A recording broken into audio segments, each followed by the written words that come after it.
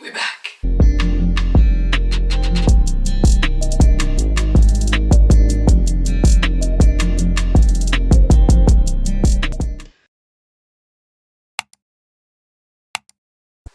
Oh, I was gonna try and record.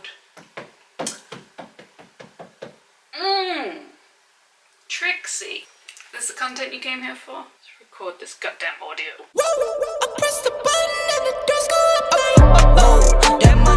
So the UFC is coming back to London again. I know, we begged for it for 50 million years, and now we can't get rid of the fucker like herpes. You know how you beg for herpes? We've all done it. Let's address the elephant in the room. That's not a cruel heavyweight joke, although they are a part of the problem. This is the weakest lineup since we got this particular round of herpes. What? Since it came back. Since the UFC. Forget the herpes. Forget it. Focus.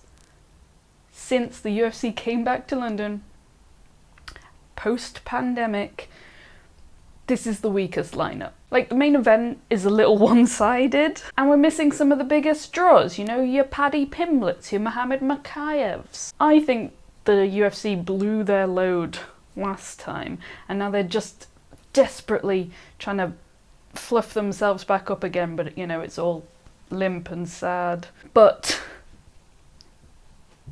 it's not why I brought you here today. There are some fights that you should definitely watch, baby girl, and here they are. Lerone Murphy, Josh Culibao. You'll know how I feel about Culibao. Why am I nervous? Do I love Culibao? I just wanna, I don't know, go to a christening with him or something. And now he and I are going to be in the same room. Dust off your babies. Josh Culibao has been working it and working his way up via a weird time he spent training with Idris Elba. Fun fact for you. I like to have fun. He trains with Volk, so don't let the smooth taste fool you, baby.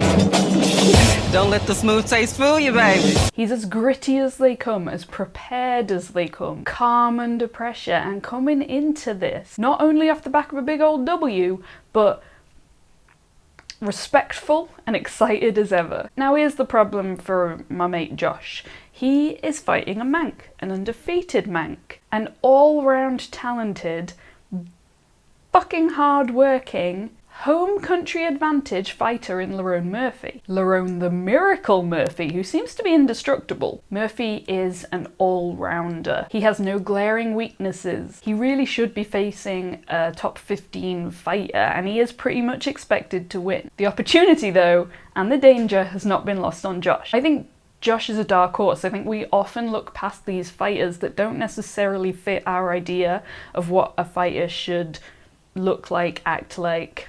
And I'm not saying he will, but I think it is well within his skill set and mindset to cause an upset. But either way, let me know where you're celebrating, Josh baby, because I will be there with bells on. Celebrating, you know, whatever happens. Where you going out after, because...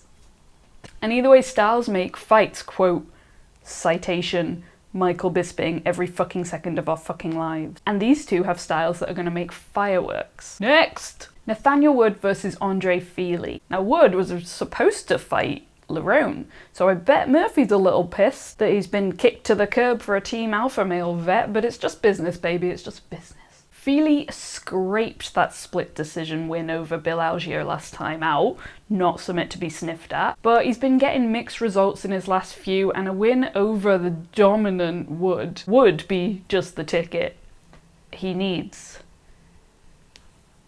But let's not get ahead of ourselves. Wood is undefeated since moving up a weight class, and those two wins in this new weight class were in the span of 2 months over two massive and very similar names in Charles Rosa and Charles Jourdain. But can he beat someone who's not called Charles? His career wasn't exactly a wash before he moved up. His fight against Casey Kenny may be one of the most beautiful displays of MMA prowess we have ever seen. He has a great resume and he is a submission specialist, but I think that Andre is too gritty, tough, experienced for Wood to be able to get him out of there, but I think that Wood will generally outskill him and get the decision win. And finally, just a quick mention for Davy Grant.